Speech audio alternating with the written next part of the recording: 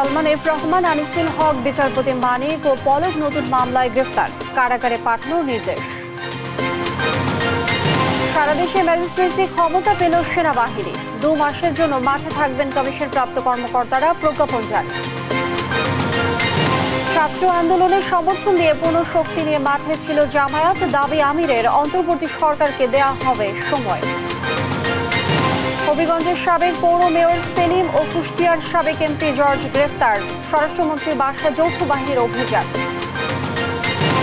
বাংলাদেশিদের সুখবর দিল মালয়েশিয়া, আবারও চালু কলিং ভিসা, জানালো হাইকমিশন, উচ্ছ্বসিত প্রবাসী কর্মীরা। এবং লেবাননে পেজার বিস্ফোরণে নিহত 9, আহত 3000, বন্ধ ইন্টারনেট, ইসরায়েলকে করা হুঁশিয়ারি হিজবুল্লাহর।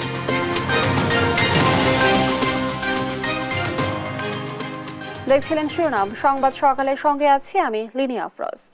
এবারে বিস্তারিত।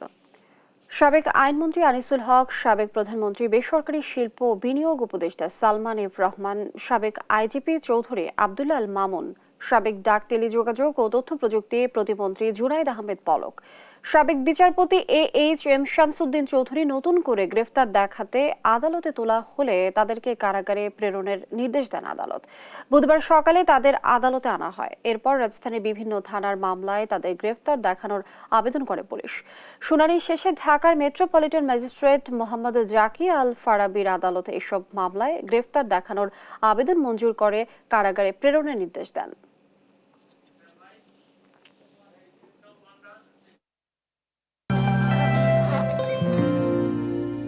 সময় সে তো বয়ে যায়, সময়ের সাথে মিষ্টি এক বন্ধন। এভাবেই সময় পাল্টে যায়, কিন্তু ডিপ্লোমা সে একই স্বাদে, একই মানে যুগ যুগ ধরে রয়ে যায়। New Zealand dairy, excellence in quality. সারা দেশে সেনাবাহিনীকে বিশেষ নির্বাহী ম্যাজিস্ট্রেটের ক্ষমতা দিয়েছে সরকার। সেনাবাহিনীর কমিশনপ্রাপ্ত কর্মকর্তাদের এ ক্ষমতা দেওয়া হয়েছে। মঙ্গলবার জনপ্রশাসন মন্ত্রণালয়ের এক প্রজ্ঞাপনে এই সিদ্ধান্ত জানানো হয়। আগামী 2 মাস এই সিদ্ধান্ত বলবৎ থাকবে। কোটা সংস্কার আন্দোলন ঘিরে ঢাকা সহ সারা দেশে সংঘর্ষ ছড়িয়ে পড়লে গত 19 জুলাই দিবাগত রাতে সারা দেশে সেনাবাহিনী মোতায়েন ও কারফিউ জারি করেছিল তৎকালীন সরকার। এরপর ছাত্র জনতার অভ্যুত্থানে 5 আগস্ট আওয়ামী লীগ সরকারের পতন হয়। 8 আগস্ট ডক্টর মোহাম্মদ ইউনূসের নেতৃত্বে অন্তর্বর্তী সরকার গঠিত হয়। বিদ্যমান পরিস্থিতিতে এখনও সারা দেশে মোতায়েন রয়েছে সেনাবাহিনী। এবার দেয়া হলো নির্বাহী ম্যাজিস্ট্রেটের ক্ষমতা।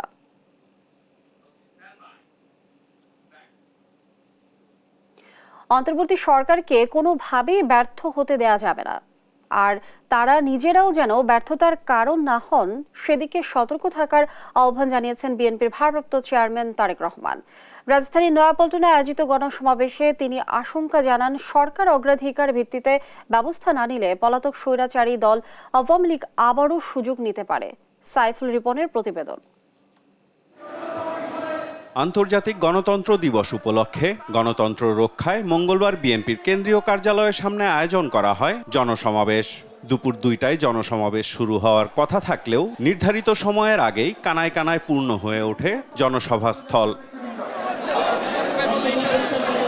ব্যানার, ফেস্টুন আর মাথায় নানা রঙের ক্যাপ পরে খণ্ড খণ্ড মিছিল নিয়ে জনসভায় সামিল হন বিভিন্ন ইউনিটের নেতাকর্মীরা। গানে গানে মঞ্চ মাতিয়ে তোলে শিল্পীরাও।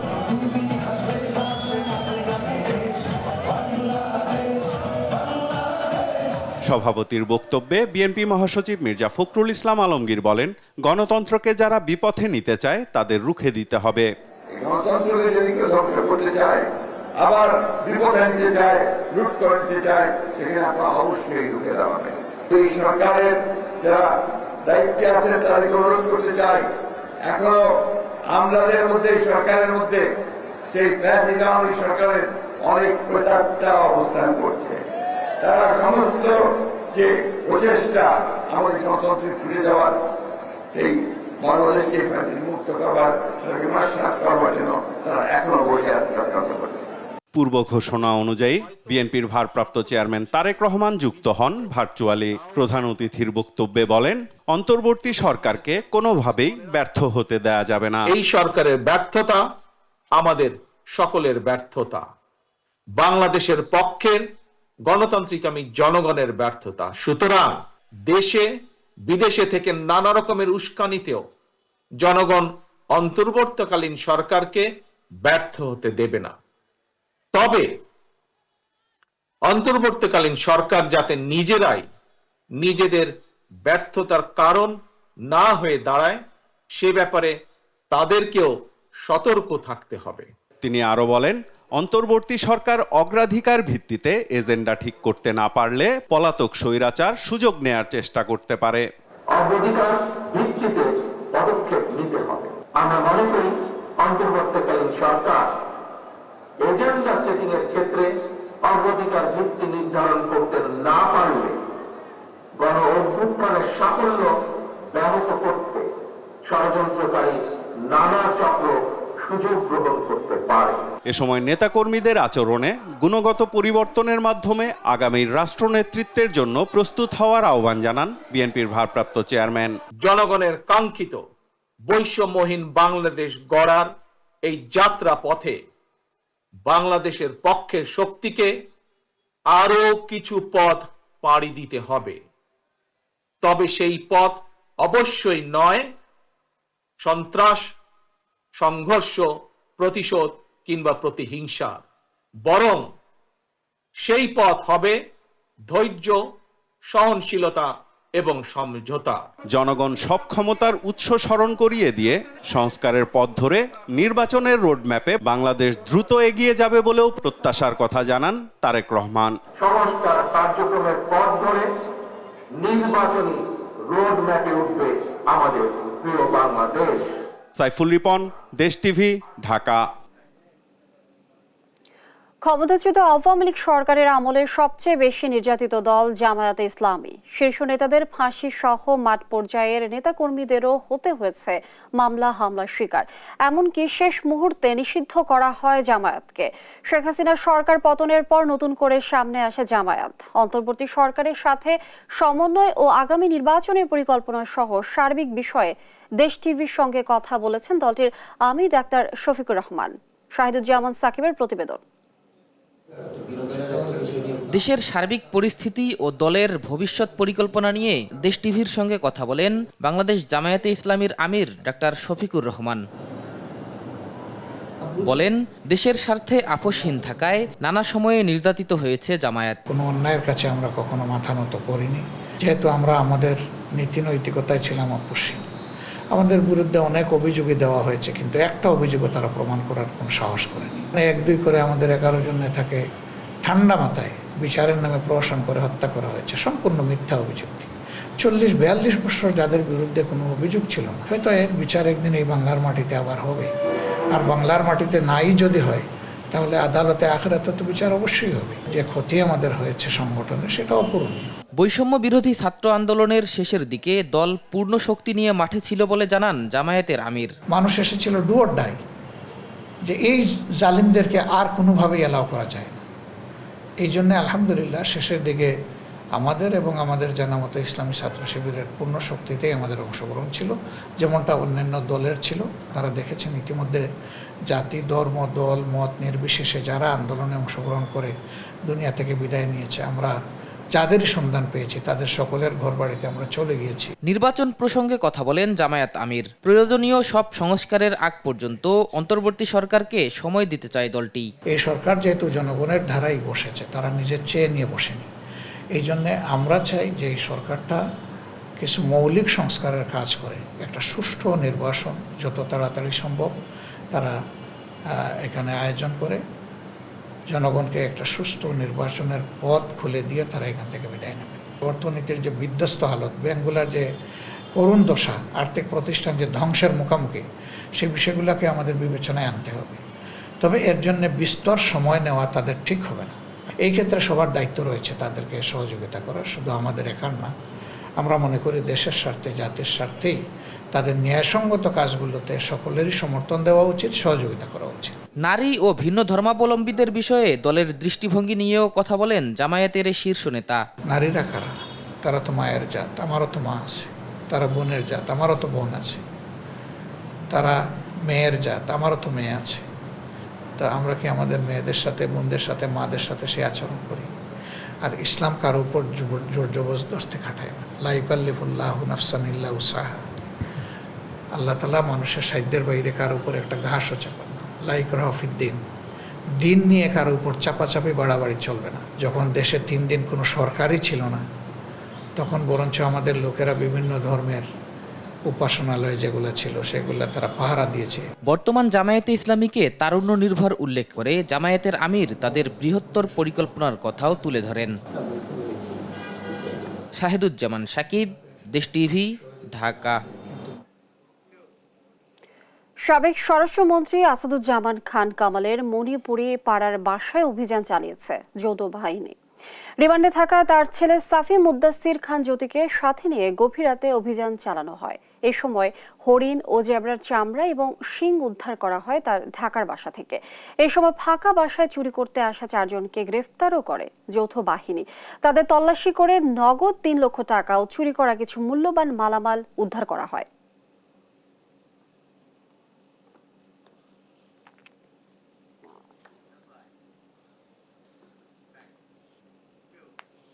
হবিগঞ্জ পৌরসভার সাবেক মেয়র আতাউর রহমান সেলিম ও কুষ্টিয়া 4 আসনের সাবেক সংসদ সদস্য ব্যারিস্টার সেলিম আলতাফ জর্জকে গ্রেফতার করা হয়েছে। হবিগঞ্জ পৌরসভার সাবেক মেয়র আতাউর রহমান সেলিমকে গ্রেফতার করেছে র্যাব 2। মঙ্গলবার রাতে তাকে রাজধানী ধানমন্ডি থানায় হস্তান্তর করে র্যাব 2। এদিকে মঙ্গলবার রাতে রাজধানী লালমাটিয়া এলাকা থেকে কুষ্টিয়া 4 আসনের সাবেক সংসদ সদস্য ব্যারিস্টার সেলিম আলতাফ জর্জকে গ্রেফতার করে ঢাকা মহানগর গোয়েন্দা পুলিশ।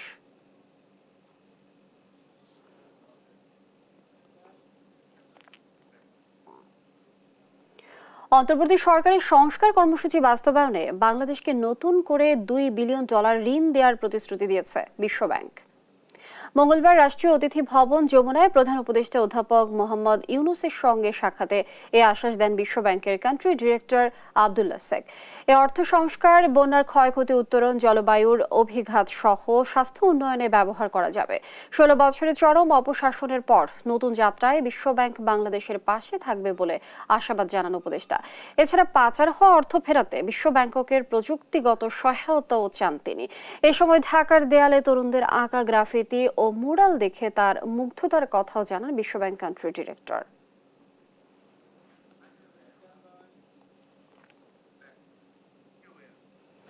বাংলাদেশিদের জন্য আবারও কলিং ভিসা চালু করল মালয়েশিয়া। এর ফলে দেশটির পাম বাগানে শ্রমিক হিসেবে যেতে পারবেন বাংলাদেশি কর্মীরা। এক বিজ্ঞপ্তিতে এ তথ্য জানিয়েছে দেশটিতে নিযুক্ত বাংলাদেশি হাই কমিশন। মালয়েশিয়ার নিয়োগকারী প্রতিষ্ঠানের উদ্দেশ্যে ম্যানুয়াল পদ্ধতিতে চাহিদাপত্র সত্যায়ন করার ঘোষণার মধ্যে দিয়ে বন্ধ থাকা কলিং ভিসা আবারও চালুর বিষয়টি নিশ্চিত করে হাই কমিশন। এমন সিদ্ধান্তের কথা জেনে উৎফুল্ল মালয়েশিয়ার প্রবাসীরা। জেলা প্রশাসনের 4.5 একর খাস জমি দখল করে মেলার নামে কোটি কোটি টাকা লুটে নিয়েছেন যশোরের সাবেক পুলিশ সুপার আনিসুর রহমান। এতে পথে বসেছে শত ব্যবসায়ী। রাজনৈতিক পথ পরিবর্তনের পর দ্রুত মেলার অপসারণের দাবি জানিয়েছেন ব্যবসায়ীরা। সালাউদ্দিন সাগরের তথ্যচিত্রে ডেস্ক রিপোর্ট। পুলিশের চাকরি মানেই আলাদিনের চেরাগ, আর পদটা যদি হয় পুলিশ সুপার তবে তো কথাই নেই। এই পদ পেয়েই হত্যা, মাদক আর দখলবাজিতে মেতে ওঠেন এসপি আনিসুর রহমান। যশোর শহরের গাড়িখানার 4.5 একর খাস জমি জেলা প্রশাসনের কাছ থেকে বৈধভাবে বরাদ্দ নিয়ে প্রায় 100 বছর ধরে বসবাস করছিলেন 40টি পরিবার। সেখানে কুনজর পড়ে এসপি আনিসের। তার নির্দেশে 2016 সালের 12 ফেব্রুয়ারি গভীর রাতে সেখানে অভিযান চালায় শতাধিক পুলিশ সদস্য। দুর্বৃত্তের বেশে বাসিন্দাদের পিটিয়ে ঘরছাড়া করে তারা। পরদিনই সেখানে পুলিশ ক্লাবের সাইনবোর্ড ঝুলিয়ে দেয় আনিস। ওই জমিতে অনির্দিষ্টকালের জন্য মেলার নামে জায়গা ইজারা দিয়ে ব্যবসা শুরু করে আনিস। এতে পথে বসেছে স্থানীয় ব্যবসায়ীরা। আমাদের অনেক দোকানদাররা দেউলিয়া হয়ে মার্কেট থেকে চলে যাচ্ছে, আবার নতুন করে কোনো পার্টি আসছে জমি জমা বিক্রি করে আসে এখানে দোকানদারি করতে আসে। তারা যখন ব্যবসা করতে যাচ্ছে ব্যবসা দেখা বেচা কিনা হচ্ছে না। আমরা ধরেন ব্যবসা করতে আসছি, এখন অনেক 10 লাখ টাকা 12 লাখ টাকা 15 লাখ টাকা অ্যাডভান্স দিয়ে দোকানদারি, কিন্তু মেলাটা 3 দিন 5 দিন 7 দিন 21 দিন 1 মাস হতে পারে। তাদের কোনো ট্যাক্স নেই, খাজনা নেই, পৌরসভার কিচ্ছু লাগে না। আর আমাদের এই যে আমরা পৌরসভার ট্যাক্স দিচ্ছি, খাজনা দিচ্ছি, সবকিছু দিচ্ছি। জোরপূর্বক দখলকৃত সরকারি জমি থেকে পুলিশের স্থাপনা সরিয়ে নিতে পুলিশ সুপারকে তৎকালীন জেলা প্রশাসক হুমায়ুন কবির চিঠি দিলেও গুরুত্ব দেয়নি এসপি আনিস। বরং পুলিশ ক্লাব নাম বদলে দেয়া হয় পুলিশ প্লাজা। এ নিয়ে পরে মামলা করে জেলা প্রশাসন। পুলিশ প্লাজা আমরা চাই ওখানে একটা ভালো শপিং মল হোক, মার্কেট হোক, মার্কেট হলে আমরা যারা ব্যবসায়িকরা ওখানে যে আমরা ব্যবসা করতে পারবো। আরো দিয়ে আমাদের চলতে হয়, যদি ওই মার্কেটটা এভাবে চলে তাহলে আমাদের জন্য অনেক ক্ষতিকারক। বাংলাদেশের প্রত্যেকটা জেলায় মেলা চলে, কিন্তু এটা এমন একটা মেলা যা সারা বছর মানে পুলিশ ক্লাবের পরে লাগছে বাণিজ্য মেলা, এরপর দেশে পুনর, এই টাকাগুলো কোথায় যায়? তো এই লুটপাট হচ্ছে প্রচুর। গেল 9 সেপ্টেম্বর জেলা প্রশাসকের নামে পুলিশ প্লাজার জায়গা রেকর্ড হওয়ায় অবৈধ দখল মুক্ত হতে যাচ্ছে সরকারের 4 একর জমি। এতে স্বস্তি ফিরেছে ব্যবসায়ীদের মনে। অচিরেই চিরচেনা জায়গায় ফিরতে পারবেন বাসিন্দারা, বড় পরিসরে কেনাবেচা করার সুযোগ পাবেন প্রকৃত ব্যবসায়ীরাও। নিউজ ডেস্ক, দেশ টিভি।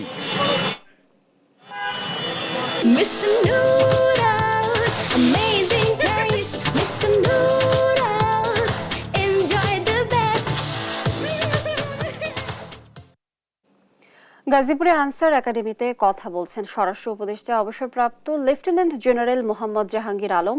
সরাসরি চলে যাচ্ছি সেখানে।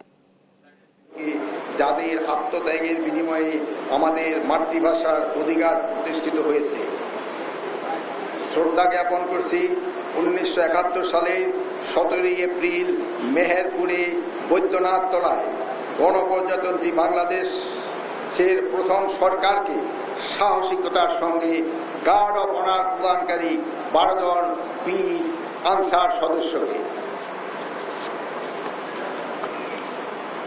গভীর শ্রদ্ধা নিবেদন করেছি জুলাই বিপ্লবের শাহাদাত বরণকারী সকল শহীদের প্রতি।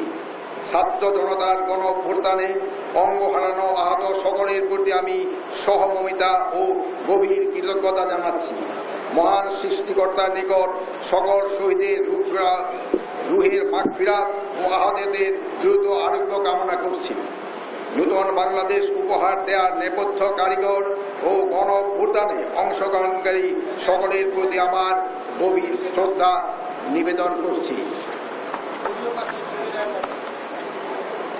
নবীন কর্মকর্তাবৃন্দ, আপনারা দীর্ঘ 12 মাস মেয়াদী 20তম মৌলিক প্রশিক্ষণের পাশাপাশি ঢাকা বিশ্ববিদ্যালয়ের অধিভুক্ত 10ম masters in human security course সম্পন্ন করেছেন। এই সুদীর্ঘ প্রশিক্ষণের মাধ্যমে অর্জিত পেশাগত জ্ঞান, অধীনস্থদের প্রতি সহমর্মিতা ও দক্ষতার সুষ্ঠু প্রয়োগ, নৈতিকতা ও মূল্যবোধের ভিত্তিতে বাংলাদেশ আনসার ও গ্রাম প্রতিরক্ষা বাহিনীকে একটি মর্যাদাপূর্ণ ও সুদৃঢ় অবস্থান দাঁড়া করাতে আপনারা অনুকরণীয় ভূমিকা রাখবেন, এটাই আমার বিশ্বাস। নবীন সিপাহীদেরকে আমি বলবো, তোমরা এই বাহিনীর দর্পণ স্বরূপ। তোমরা যদি দায়িত্বের প্রতি সৎ, সাহসী ও নিষ্ঠাবান থাকো, আচার আচরণে সহনশীল ও বিনয়ী হও, মানবিক হও, তাহলে বাংলাদেশ আনসার ও গ্রাম প্রতিরক্ষা বাহিনী দেশ ও জনগণের বাহিনী হয়ে উঠতে পারবে। আমাদের মনে রাখতে হবে, আমাদের সকলের বেতন ভাতা থেকে শুরু করে সকল সুযোগ সুবিধা প্রাপ্তি হয় কৃষক, শ্রমিক, মজুর থেকে শুরু করে সকল শ্রেণী পেশা মানুষের কষ্টার্জিত টাকায়। সুতরাং দেশ ও জনগণের প্রতি সর্বোচ্চ আন্তরিকতা, ভালোবাসা ও দেশপ্রেম নিয়ে অন্যদের প্রতি অনুগত থেকে দায়িত্ব পালন করা আমাদের সকলের পবিত্র দায়িত্ব। উপস্থিত সুধীবৃন্দ, বাংলাদেশ আনসার ও গ্রাম প্রতিরক্ষা বাহিনী দেশের সর্ববৃহৎ সুশৃঙ্খল ও জনসম্পৃক্ত বাহিনী। 1948 সালে আনসার বাহিনী প্রতিষ্ঠা হওয়ার পর থেকে দেশের শান্তি শৃঙ্খলা রক্ষায় অগ্রণী ভূমিকা রেখে আসছে। বাংলাদেশ সৃষ্টির ঐতিহাসিক প্রেক্ষাপট থেকে শুরু করে স্বাধীনতার পরবর্তীতে দেশের প্রতিটি জরুরি মুহূর্তে এই বাহিনীর সদস্যগণ গভীর দেশপ্রেম দিয়ে এগিয়ে এসেছে এবং দেশের আইন শৃঙ্খলা রক্ষা সহ সামগ্রিক উন্নয়নে সবসময় কর্মদক্ষতা, সফলতার পরিচয় দিয়েছে। এর মধ্যে পার্বত্য চট্টগ্রামে 16টি ব্যাটালিয়নের 6,244 জন সদস্য দুর্গম এলাকায় জীবনের ঝুঁকি নিয়ে অপারেশন উত্তরণে কাজ করে যাচ্ছে। এছাড়া 600 জন হিল আনসার ও 7,887 জন হিল বিডিপি সদস্য পার্বত্য এলাকায় শান্তি শৃঙ্খলা বজায় রাখতে অবদান রাখছে। সেখানে দায়িত্ব পালনকারী সন্ত্রাসীদের সঙ্গে সংঘর্ষে এখনো পর্যন্ত 19 জন আনসার সদস্য শহীদ হয়েছেন। নিয়মিত কাজের মধ্যে জেলার নির্বাহী ম্যাজিস্ট্রেটের অধীনে মোবাইল কোর্ট ও ভেজাল বিরোধী অভিযানে আনসার সদস্যরা নিয়মিত দায়িত্ব পালন করে যাচ্ছে। বর্তমানে পদ্মা সেতু, রূপপুর পারমাণবিক বিদ্যুৎ কেন্দ্র, কর্ণফুলী টানেল সহ বিভিন্ন মেগা প্রকল্প এবং গুরুত্বপূর্ণ স্থাপনায় নিরাপত্তা বিধানের দক্ষতার সাথে দায়িত্ব পালন করছে তারা। বিশেষভাবে প্রশিক্ষিত আনসার গার্ড ব্যাটালিয়ন, মার্কিন রাষ্ট্রদূত, ফিলিস্তিনি রাষ্ট্রদূত এবং অন্যান্য কূটনৈতিক ব্যক্তিবর্গের নিরাপত্তা রক্ষায় দায়িত্ব পালন করছে। এছাড়া আন্তর্জাতিক প্রতিষ্ঠান ICDDRB এর সার্বিক নিরাপত্তা রক্ষার কাজ করে যাচ্ছে।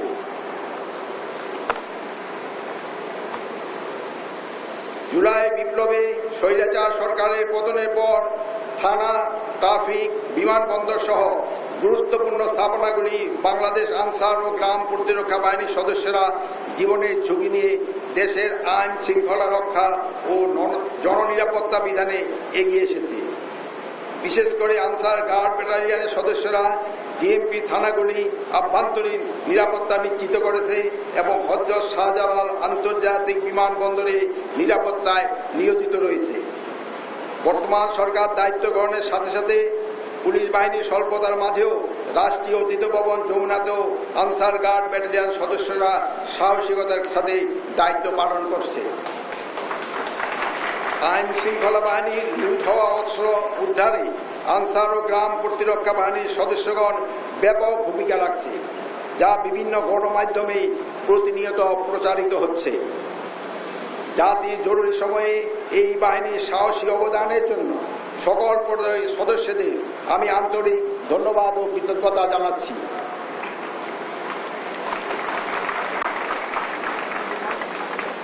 বাংলাদেশের প্রতিটি গ্রামে গ্রামে ছড়িয়ে আছে স্বেচ্ছাসেবী বিডিবি সদস্যরা বরাবরের মতো দেশের শান্তি শৃঙ্খলা বিধানে ব্যাপক ভূমিকা রাখছে।